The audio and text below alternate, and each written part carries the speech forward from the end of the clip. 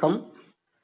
தலைமை இந்திய புலமைப்பரிசில் பரீட்சை 2024 அரசு பரீட்சை வினாத்தாள் 1 25வது வினா. ஒரே நாளில் முற்பகல் 6 தொடக்கம் பிற்பகல் 6 வரை உள்ள நேரத்தில் ஒரு கடிகாரத்தின் மணித்தியால முள்ளின் மீது நிமிட முள் எத்தனை தடவை செல்லும், அதாவது கடந்து செல்லும்.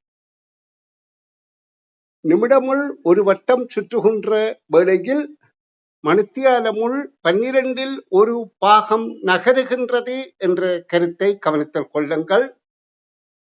6 மணிக்கு பிறகு 2 முள்ளும் ஒன்றை ஒன்று தாண்டுவது, மணிமுள்ளை நிமிடமுள் தாண்டுவது 6:35, 5 நிமிடமாக 6வது தடவையில 11:60 என்பது 12 மணி.